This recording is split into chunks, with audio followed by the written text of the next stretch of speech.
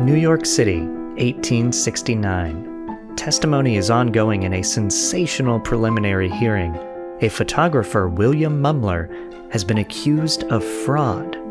He was taking portraits of people, and on their photographic prints, the subjects would surprisingly be joined by an apparition.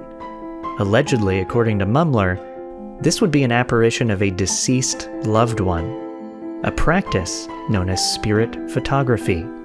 For those unaware of the phenomena, a simple search online will produce dozens, if not hundreds of examples of the practice. Today, these pictures from that era can look cheesy and fake, but in the early days of the art and technology of photography, people were more easily sold on the authenticity, especially with the popularity of a belief at the time, spiritualism. At the end of the seventh day of the hearing, the judge dismissed the case for lack of evidence. The prosecution failed to achieve their goals, even after calling celebrity witness P.T. Barnum, a self-proclaimed expert in humbuggery.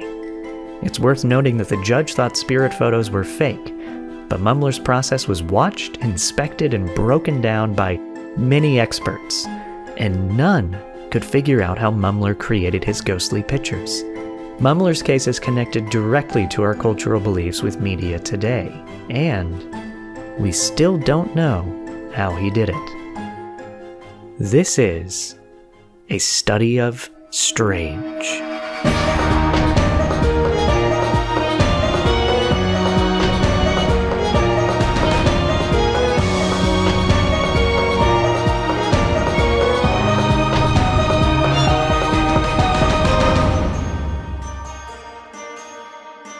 Welcome to the show. I'm Michael May, and today we're covering the story of William Mumler, who is the father of spirit photography. And to talk with me today is filmmaker and my former co-host and co-creator of Autobiography and Autobiography Cold Cases on Motor Trend TV. Everybody go watch it. Is Timothy Donahue. Thanks very much. The tall dweeb. Yeah, right. Of the two, that's how I stand out. That's my only differentiating descriptor. Right. As you are medium. I don't know. Did you land on one? Are you medium? Because I don't say average, because that seems sort of diminutive or something, or reductive in a way that's basic, like basic dweeb. No, it's not true. I am a very average person, so I'll take it. But no, I think it was small dweeb is what we kept saying. Okay. And for everybody listening, we had a fan that was calling us tall dweeb and small dweeb. It's generous to call him a fan, but yes. Somebody out there on the internet. It was one of the great moments of the early days of that show is seeing reactions from people out in the world, positive or negative. Because the negative ones are just, if you have the right attitude about it, I think it's all just kind of funny. Right. You can't take it too seriously. I'm sure it's harder when you're much more in the public eye than we are. But yeah, it was just the choice of words was so fantastic. Like, yes. The tall dweeb and the other dude. It's just so funny. Funny. Anyway. Well, one of the reasons why I wanted you on one of my early episodes is because I can blame you if the show doesn't end up well. Like, I feel confident in being like, hey, it's Tim's fault. And the other reason, though, is because we're dealing with photography. You have a background in film. Didn't you work for Kodak? Was it Kodak for a while? Yeah, Kodak and Entertainment Imaging a number of years ago with our mutual friend Matt Lewis, who's a producer on Autobiography. Mm-hmm. Yeah, we did. We worked for their cinematography workshops and got our sort of hands dirty in that world for sure. Back when more people were shooting film. Which sadly they are not exactly. now. And although William Mumler did not use film, but the processes of which photography happens, you were more knowledgeable than me about it. And I know that you're also interested in photography itself. So sure. I thought it would be great to get your expertise on this strange story. Well, I hope I can help. Well, we'll see. Yeah, it may all go down in flames, yes. And it will be totally my fault. Even if you weren't on the episode, I would probably still blame you. So right, that's fair. Absolutely. So let me define spirit photography, which is pretty simple, but just to clarify everything. A picture or image that supposedly captures a ghost is what spirit photography is. And you can still define video or pictures that happen today in the modern era as spirit photography that, catches the weird image in the window, or a lot of people like to talk about orbs. Orbs. There you go. Those all fall into the classification of spirit photography, but today we're focused on the early days of the art of photography and the style dictated by the technology of the time with spirit photos. And you can look these up. If anybody's listening and curious, just Google spirit photography 19th century or spirit photography Mumler, and you'll see images that you've probably seen before without realizing it.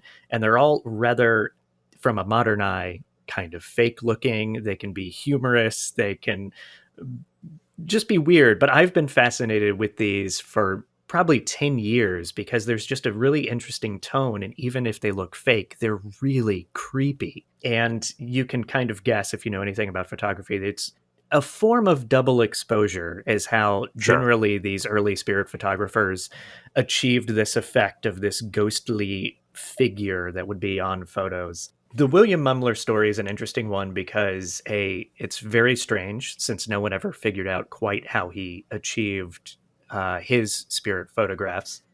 But also it ties into conversations we're having today about believing pictures or videos. So in the modern era, we have social media, we have news, and we're all a little skeptical, no matter what your beliefs are, about what you see. You always want to investigate something more.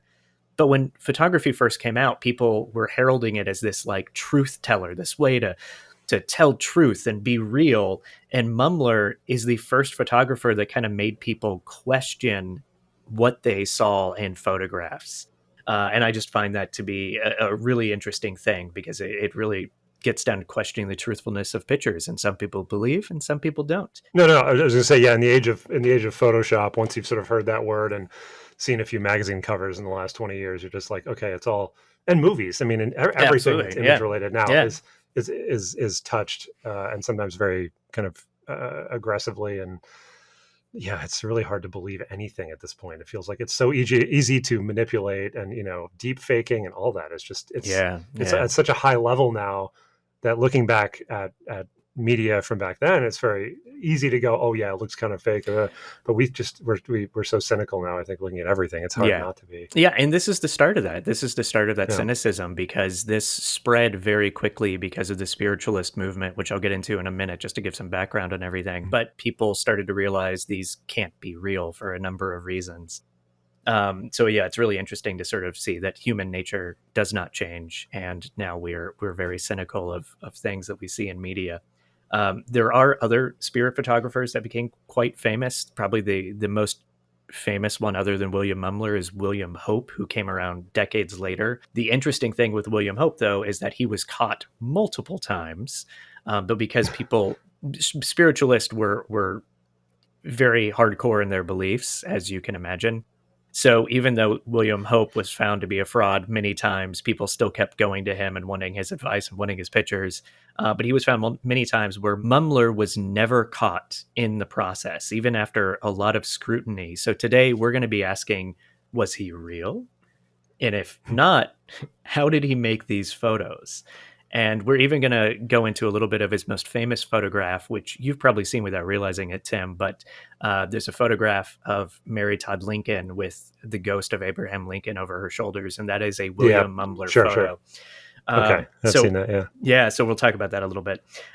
We will have to go on a couple of tangents later on in this story just to give some background on the spiritualist movement and also the history of photography. But before we do, let's go ahead and start on William Mumler's life. Okay. William Mumler was born in 1832. He became a jewelry engraver in Boston, near your hometown. You're from New England. Baltimore, vaguely. I got a lot of family in Boston now. Yes. Indeed. Same with me. Meaning I have a lot of family. I'm not from New England though. Okay. This is all relatable stuff. Yeah, this is all great audio. So William Mumler became a jewelry engraver as an adult. He's always showed an interest in chemistry, and there is obviously you're starting to see some connections with early photography because of the chemistry elements of photography there. And he seemed like a decent fellow. People commented on him later on that he was always really hardworking. He was well respected in his field and sort of a nice guy that people liked. Now, those of you out there that may think, oh, he's just a con man, he created spirit photographs and he went to trial for being a con man, he actually had a chance to be a legitimate con man. That sounds weird to say. I can't wait to hear what that means. Yeah. Well, he suffered from dyspepsia. I think I'm saying that right. It's sort of improper digestion, people that suffer from acid reflux and issues like me. So I can relate to this. But he concocted his own like health medicine in the early 1860s that he gave out. And this is an era before the government said, oh, this is safe to have, and these things actually work. And the term snake oil salesman comes from this era. He could have been a snake oil salesman and made money on this concoction he created, but he didn't. He actually gave it away for free, and he believed in it so wholeheartedly that he made a lot of it and gave it all away for free. That's just part of his personality that I found very interesting when I was researching this, is that he didn't easily fall into this con man thing. So if you are questioning the validity of what he could do as a medium with photography, that is an interesting story. In the early 1860s, he started to take an interest in photography, as a lot of people were back then. It was a growing art form. And he started visiting a photography studio near his work that was owned by a woman named Hannah Stewart. And whether he was more interested in photography or Hannah Stewart, we can't say for certain, but she later became his wife. And there's yes. Clearly so. Okay, yeah, so it's at best 50-50, but yeah, clearly there was something else going Indeed. And also, she is a spiritualist and a medium. So that might have been his foray into understanding a bit of that world that he was going to get into.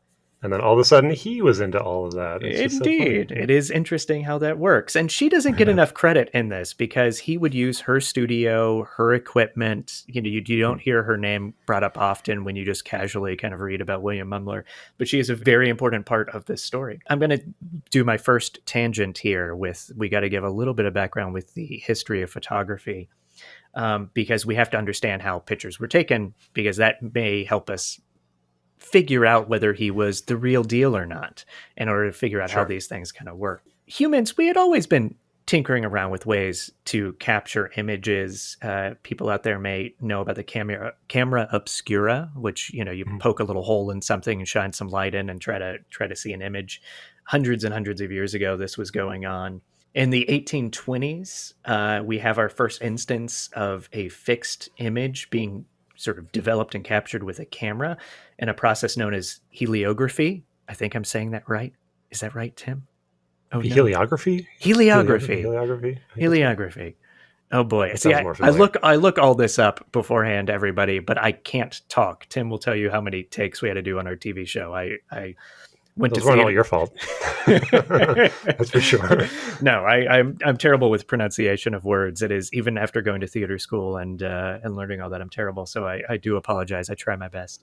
So this is using light sensitive materials to produce an images.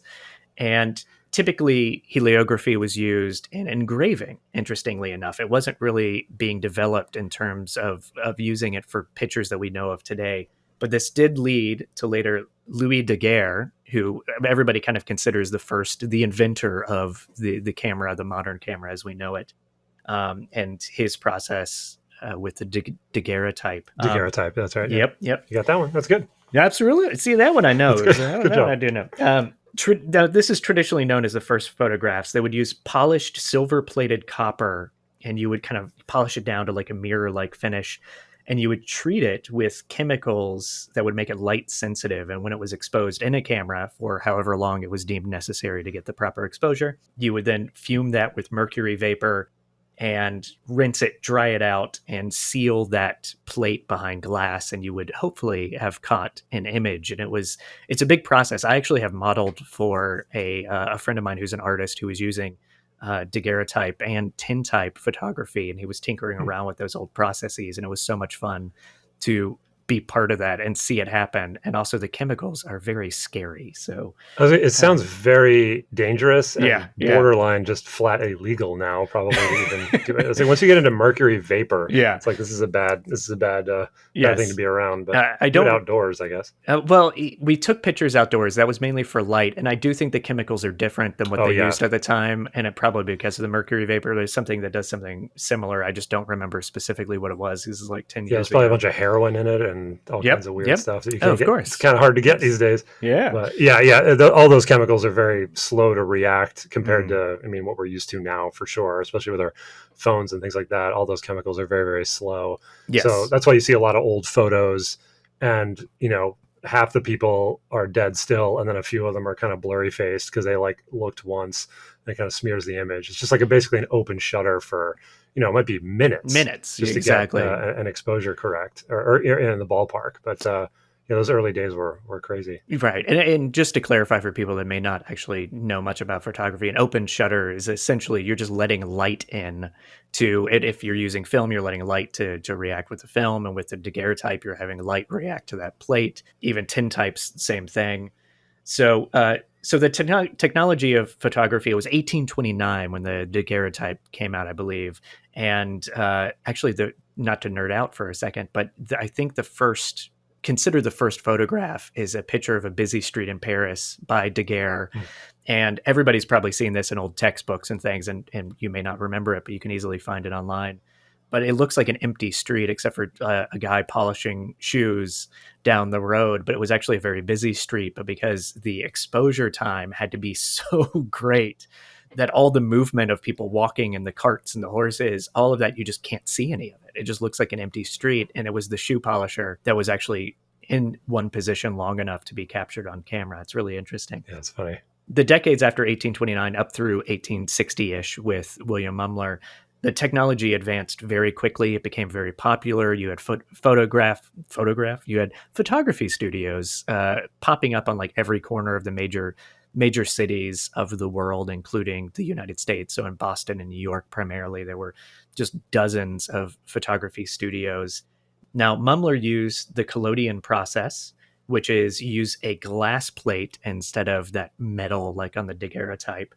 And you put chemicals on it. You kind of wash it with chemicals. You expose it to light in a camera, and this creates a negative. And that glass plate can be recycled. So they would take a picture, you would get it on the glass plate, and then you could make copies. And then once you made a handful of copies, you would clean that plate and you would use it again for later pictures. And that's key to the Mumler process of creating spirit photography, because you start to realize you may not clean the glass well enough. It may leave part of an image on there that you can't see with your naked eye. And then when you develop the next picture on top of it, you may get this double exposure type effect that looks ghostly and weird. Sure. And so that's the first kind of theory to think about when we understand how Mumler was actually taking pictures. So when 1860 comes around, we also have to take just a quick note of new technologies, Morse code, wiring, all the forms of photography. And before that, none of that existed. So things like the art of photography and Morse code, they seemed supernatural to people. So we're starting to see this in the zeitgeist of the time. This all paints a picture of the world of how photography was quickly being seen as a way to remember, capture. There you go, Tim. Yeah. See, I know how to host. I wrote that word. Yeah. That was my word. I'm always making you say that. Yes. Hey, Tim, and making me say capture. Actually, what were you? Was that capsular? Capsular? No, I was just going to say capture. Oh, capture. I'm sorry. Yeah. Okay. So this paints a picture of the world and how photography was quickly being seen as a way to remember, capture, and extend connection with loved ones. Because before this, people had to sit down and pose for paintings, which took a long time. They were very expensive.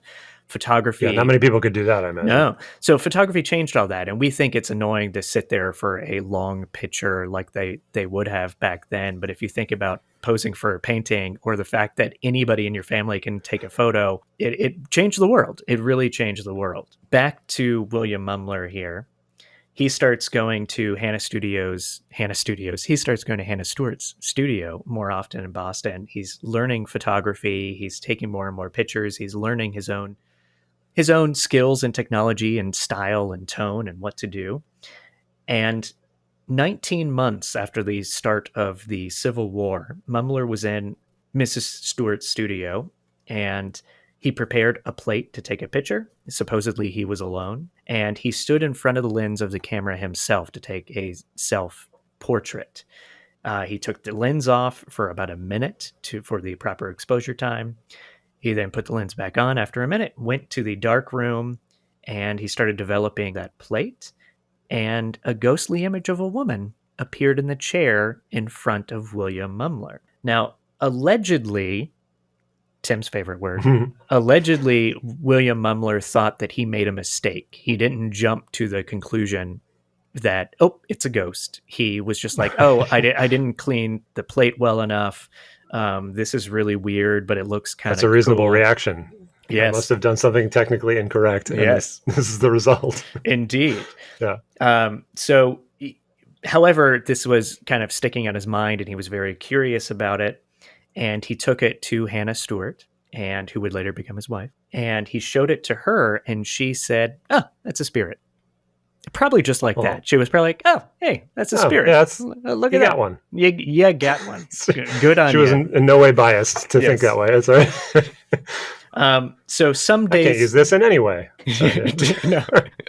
So some days later, William Mumler visited a gentleman named H.F. Gardner, who was a well-known spiritualist.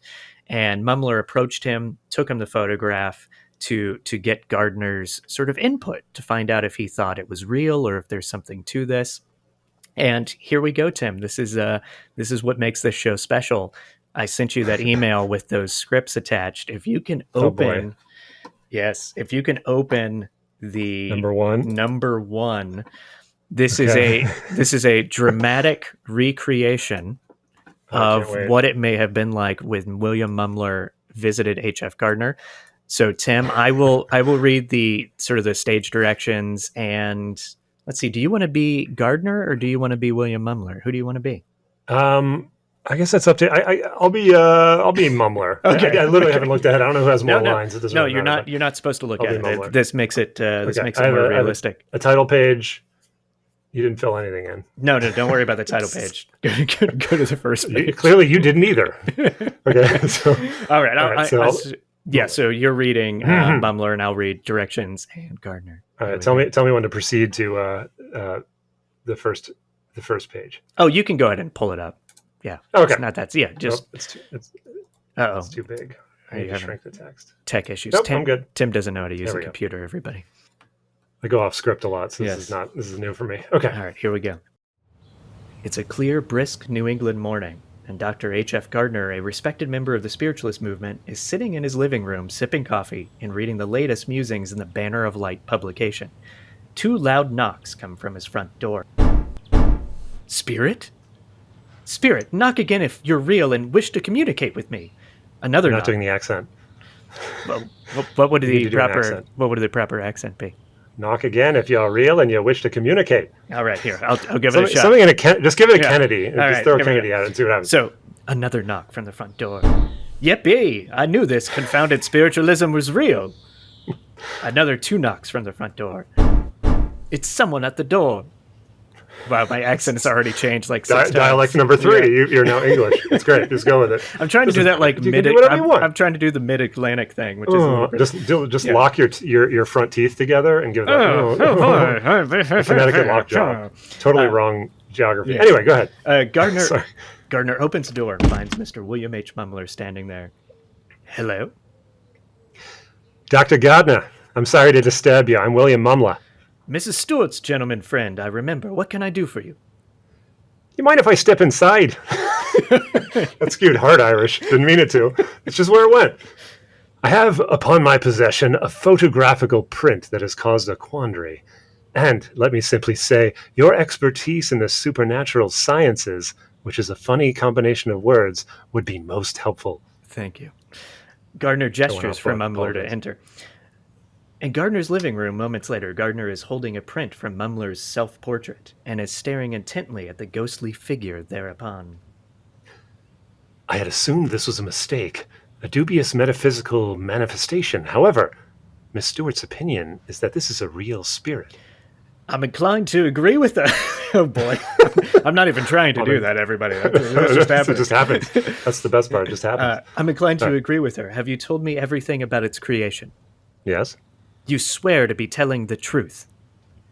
I've never lied about anything, and I never will. Do me a favor. Please write down the details of you've shared on the back of this print, and I will share it with the highly esteemed peers for their inspection. Mumler talks as he writes the following. This photograph was taken of myself, by myself, on Sunday, when there was not a living soul in the room besides me. The form on my right I recognize as my cousin, who passed away about 12 years since. Very well. I think we nailed. Oh yes, exactly. I think we nailed that recreation. I think we very little to trim. That's good. Yes, I think we sounded exactly like what they did. Like 11 different people. Yep. trying to do that. That's the way people spoke back then. They don't have recordings from back then. I actually think that's the way everybody spoke. Unless they happen to have a wax cylinder rolling at the very moment, which would just sound like from like 30 feet away. And it would be too fast or whatever. But so the interesting thing here that happened to Mumler is after he visited Gardner, he kind of put it in the back of his mind, didn't hear anything for a while. And then about a week later, he found those exact words that he wrote that you read at the end on the back of that print. He found those printed in the Herald of Progress, a spiritualist publication based in New York City. And then those words and the picture were also shared with other spiritualist sort of magazines and newspapers of the time. Viral. So, it went viral. Yes, the viral of the 1860s. Right. It probably took about 3 months, but it went. Yeah, it was for the day. That was quick. Yes. So Mumler had kind of been a non-believer, and again, quote unquote, allegedly had been kind of embarrassed when this information spread around, and his words were being quoted in these newspapers. Until it's a nice until money became involved. Dun, dun, dun. So I'm guessing that's conjecture on my point. Anyway, no. You're right. It's a safe bet. So one day, safe bet. It is a safe bet because one day he showed up to Hannah Stewart's studio, and the place was packed with spiritualists, and in the middle of the crowd was Hannah, and she could not wait to have William Mumler come in and introduce him to all the potential clients that were in her studio. None of this is shocking. Let's do my second tangent of the day, but it's a very important. These are important tangents. First, photography was very important, and now spiritualism.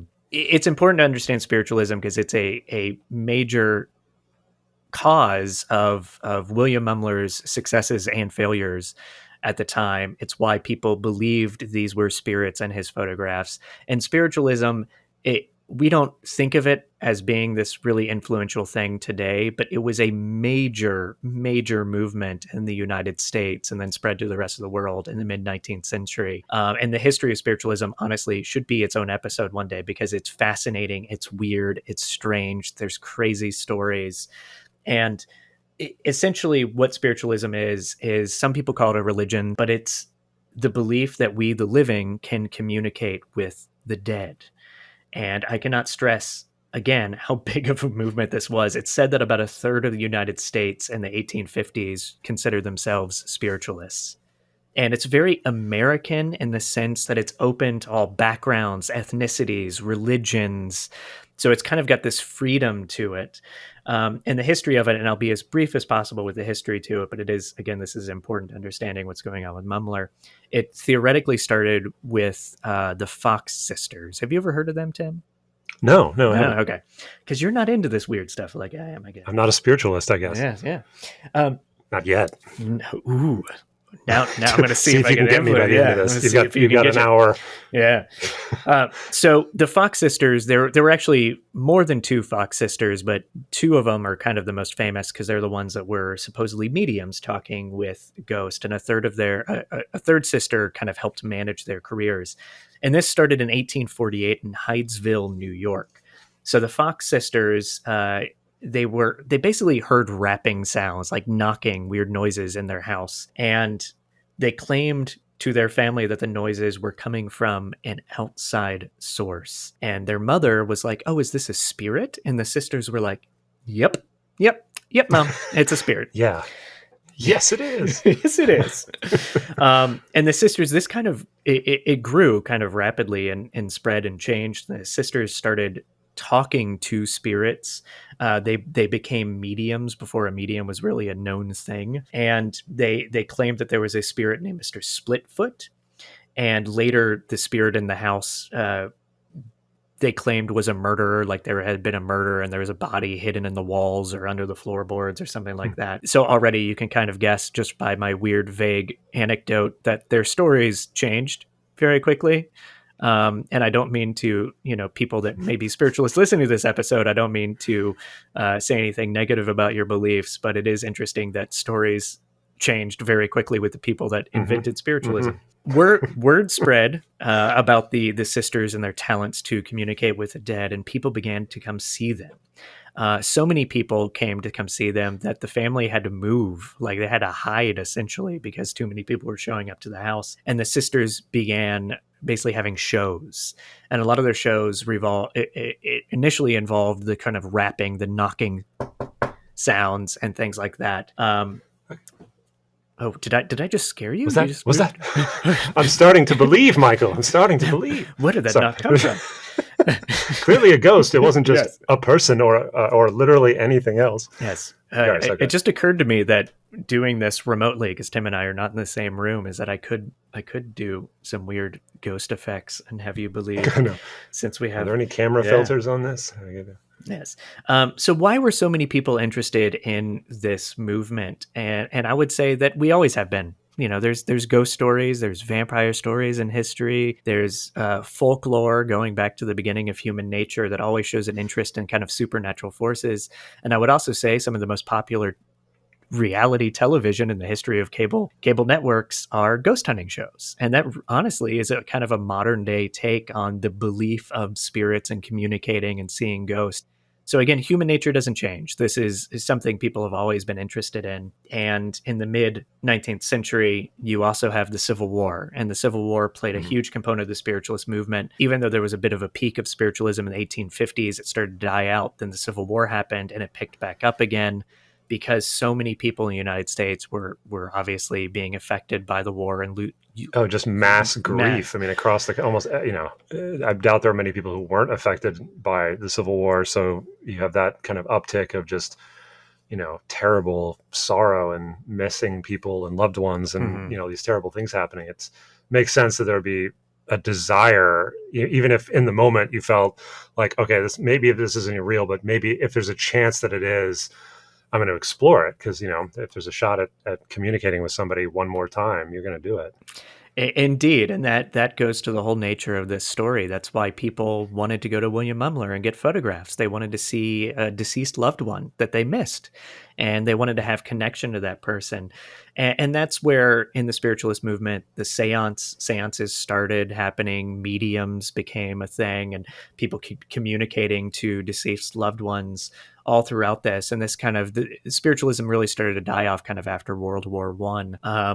But it is where, and again, in our modern senses, when we see a movie or read a story where there's a seance and, you're circled around the table, and the movie The Others comes to mind because there's a great seance scene in that at the end.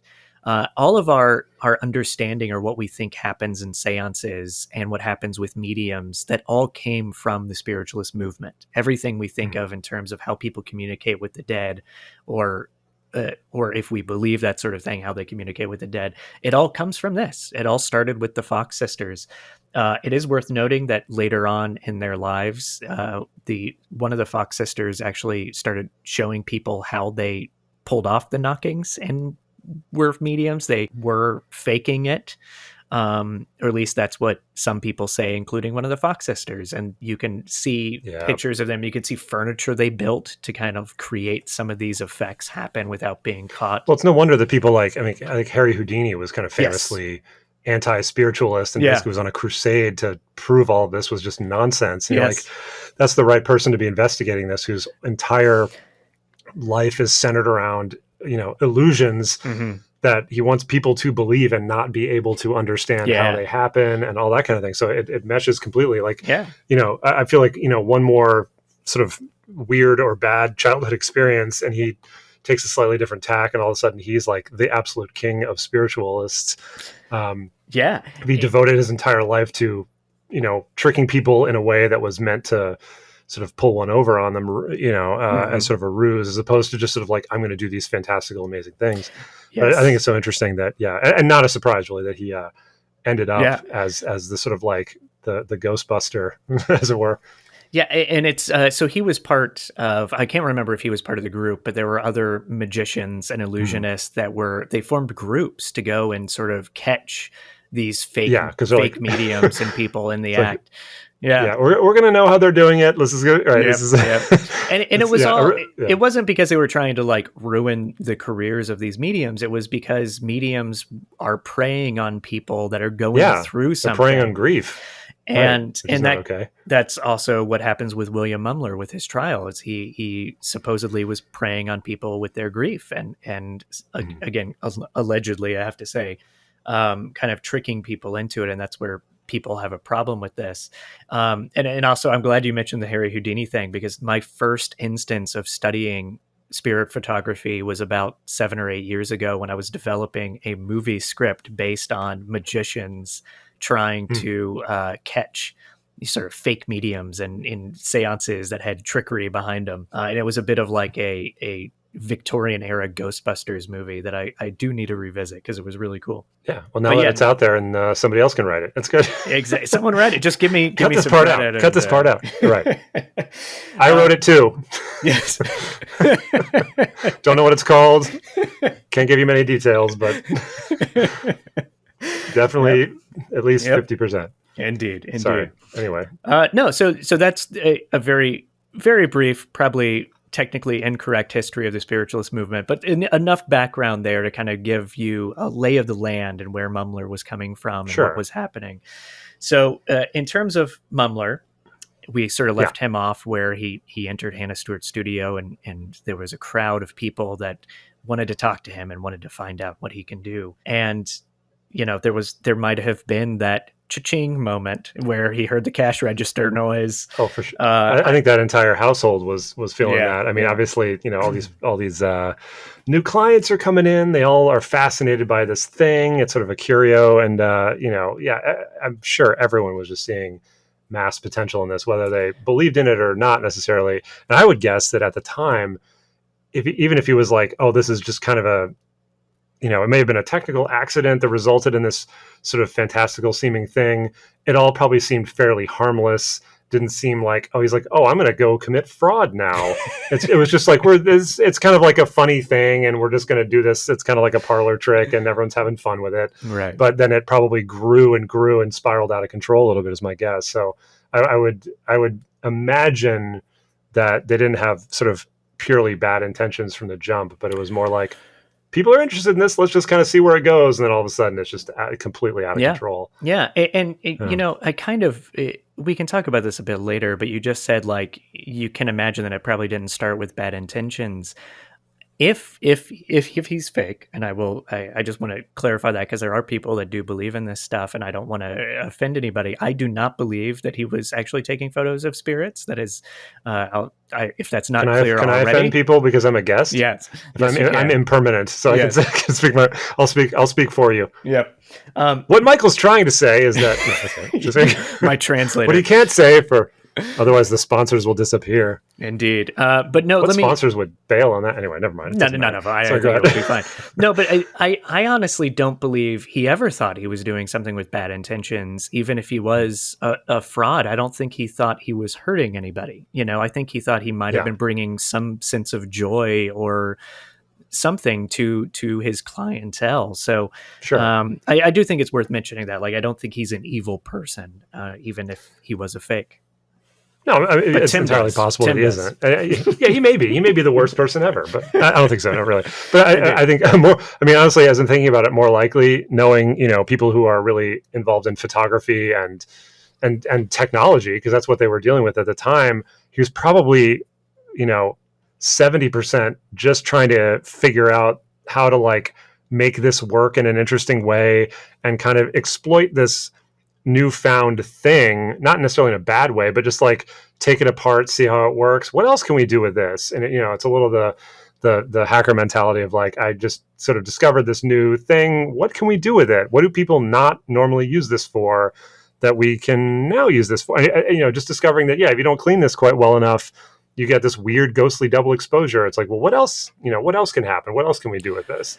And not again with the intention of like, oh, how can I do all these things to just like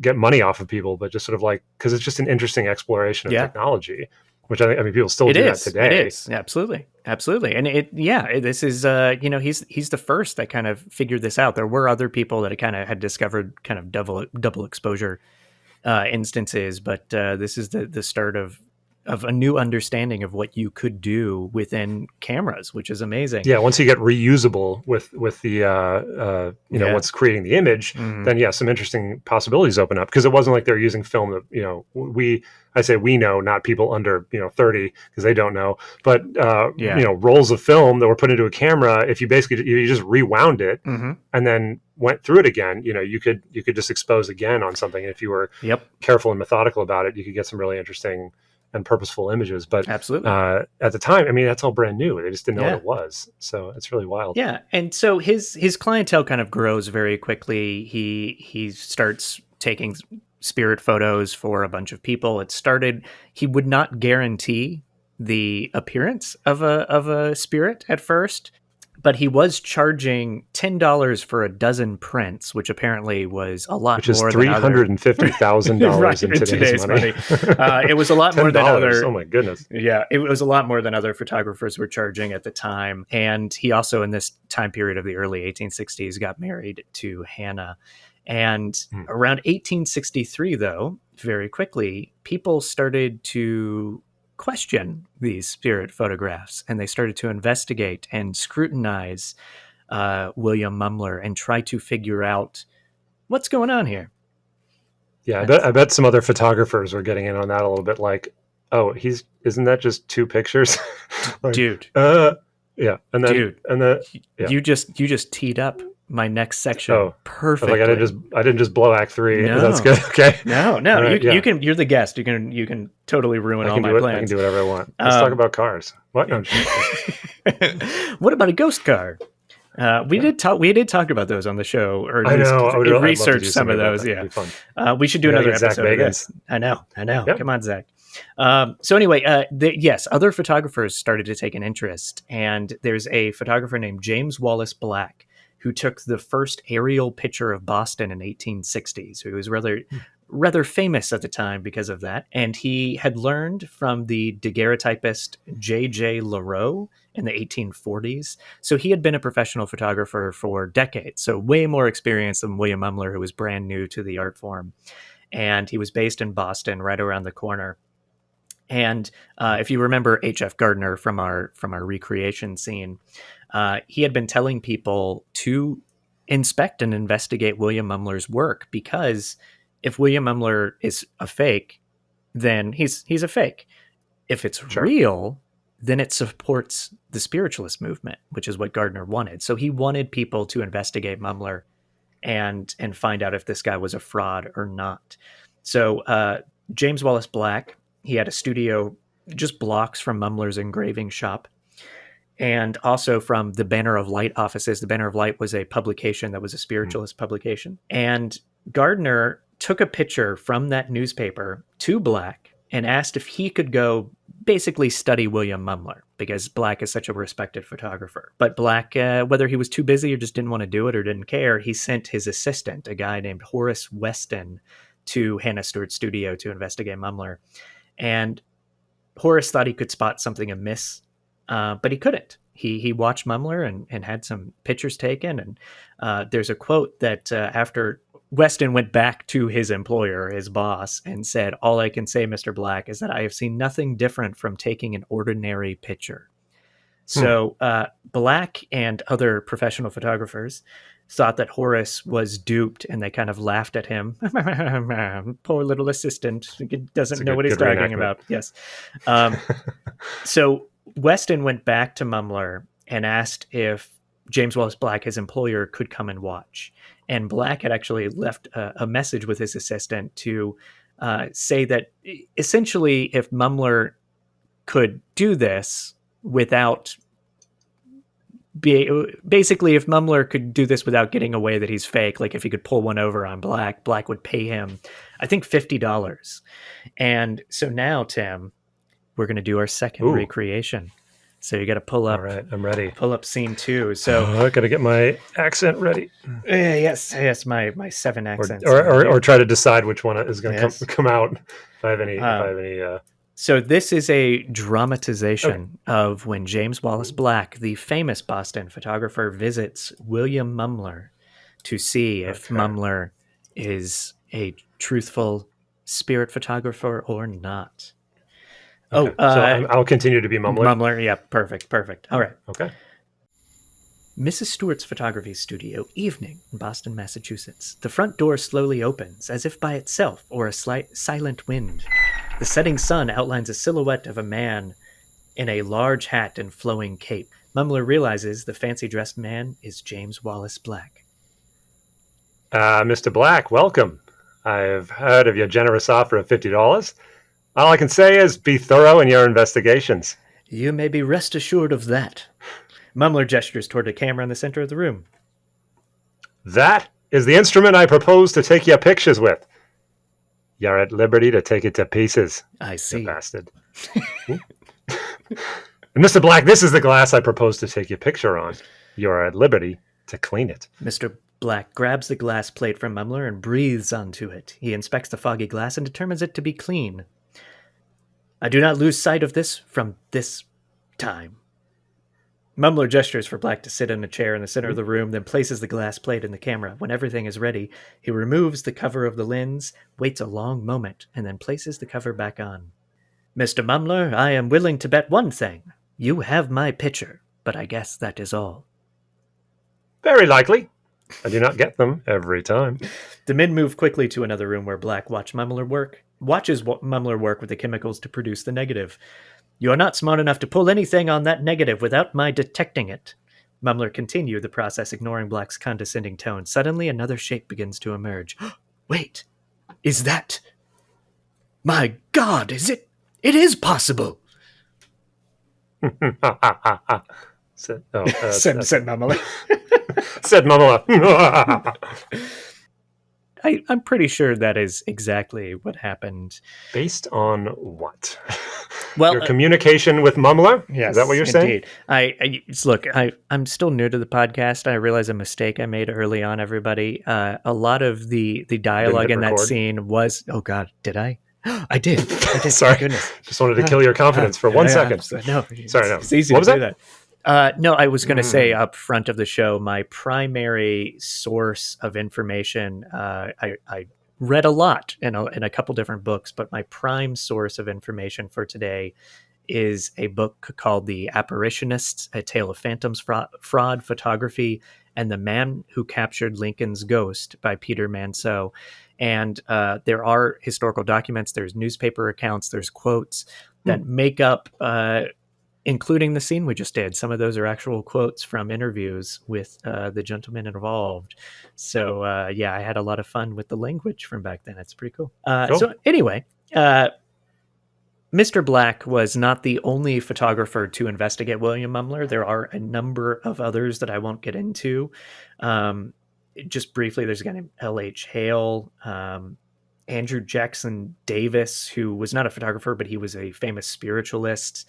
There's just a bunch of people that went and visited William Mumler and tried to figure out how he did it, and they could not figure it out. And they inspected his glass plates. They tried to watch him to see if he was pulling a fast one on him. And again, no one was ever able to kind of find out how he did this.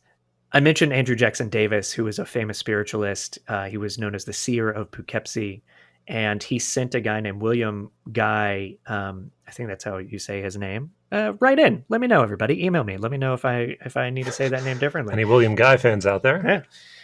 Oh, I'm sure people know this story, so it is possible. So Guy watched Mumler very closely. He even helped clean the glass plate and prepare the camera, and he set for a lot of pictures for William Mumler.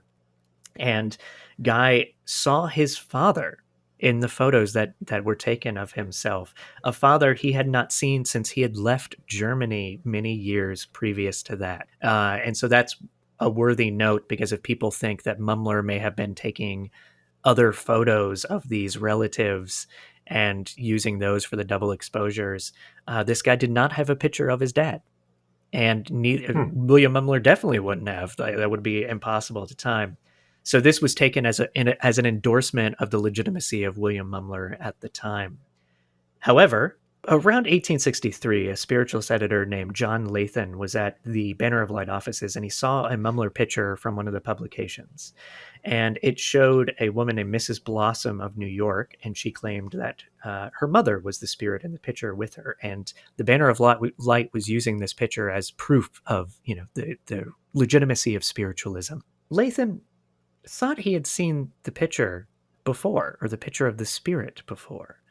So he and a friend of his named Mr. Pollock went and visited a woman that they thought was the ghost. Essentially, the ghost was a real live woman, not Mrs. Blossom's mother, but a real live woman. And they visited her, and they showed her the picture. And she didn't like that she was being used as a ghost. And they asked her, like, well, where did this image of you come from? And she actually knew the picture. So she was able to go and get a copy of this picture that was taken of her. And she showed it to the guys and said, this is the picture. And sure enough, it matched the ghost in this other photo. And Latham and his friend turned the picture over that she gives them. And on the back of it, there is the words, Mrs. Stewart's Photographic Gallery. So the original picture that was used as a spirit was from the same gallery that Mumler was taking his photos in. And that is where we're actually going to end part 1 of the story of William Mumler and spirit photography. I'm going to release part 2 at the same time as part 1, so if you want to keep listening to Tim and I chat about spirits and ghosts and photography, just click on that and keep going. Thank you all so much for listening to A Study of Strange. If you enjoy this type of content, please subscribe, rate, and review. You all know how important that is for a podcast to be successful. We also have a Patreon page with additional exclusive content, and there's show notes and information about all of that on astudyofstrange.com. You're also welcome to reach out with ideas, reactions, theories, even episode ideas. Send me a message at astudyofstrange@gmail.com. Coming up, not only do we have part 2, but we also have a very special guest who's an expert on the Biggie Smalls murder, who is going to chat with me on the episode after we finish part 2.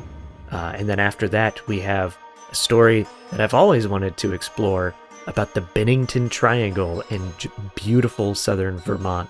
That is very interesting as well. So thank you all again. Thank you, Tim. And keep listening, I guess. What do you say at the end of these things?